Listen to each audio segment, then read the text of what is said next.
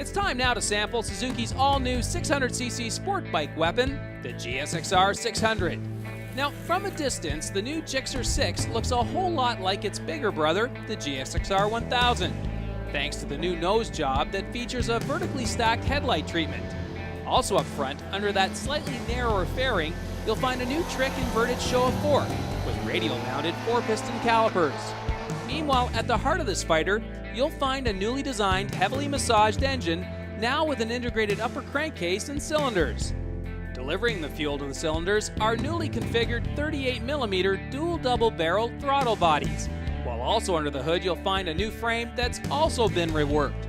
Out back, the swing arm has also received an overhaul, mimicking the new generation superbike-style bracing. So how does it all work?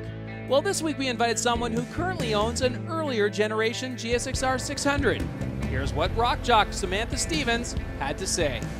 So Samantha, you have a 1998 Suzuki Gsx R600, and I guess the first thing I have to ask you is, what's your first impression?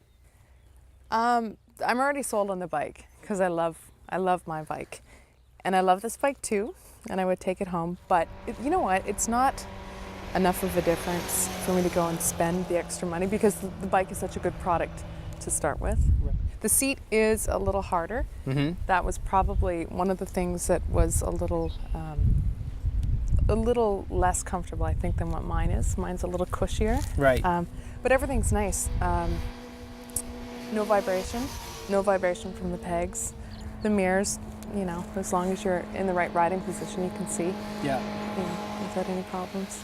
Well, all of these things sort of point to me that they've made this bike a little more hard-edged and a little more track-ready, because the 600 wars are really, fought and won and lost on the racetrack. What was your impression of the engine? It seems it is faster. It's now it could be because I'm coming from a carbureted bike and this one is fuel injected, so there is a difference there. Mm-hmm. Like it's a bike, if you got on and we're used to riding something a little slower and a little more sport tourer, yeah, you'd crack the throttle and wake you up. Yeah. Does it seem to rev faster? Like, does it rev up quicker? Yes, much faster. It does, yeah, eh? Yeah, the throttle response is a lot faster.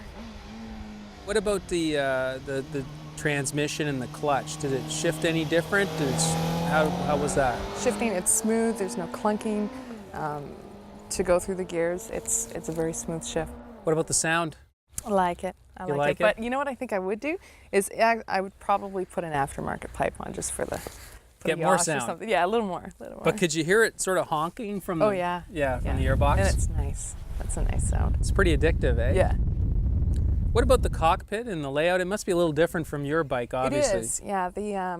I love the digital readout because when you're traveling very quickly, to look down and glance down and see 100 and right and to be able to see that quickly as opposed to looking, registering, and then back up again. Right. It's a lot faster. It's nicer. So. That's 100 kilometers per hour. Yes. Anything you didn't like about the bike? You mentioned the saddle was a little stiffer, but anything else? Yeah, a little harder. You know what? Not really. It's one of those bikes where you have to be very wary of the brakes. They are very sharp, very good. They're pretty leading edge as far as brakes are concerned. Yeah. Who would you recommend this bike to? Who do you see using a bike like this? You'd have to be tall enough, especially for women. Intermediate riders for sure. I don't think that this is really a good place to start. So someone with a little bit of experience? Yeah, for sure. I guess to sum up, you were saying there's just not quite enough of a difference to make you step up and move to something this modern. No, not from just riding today.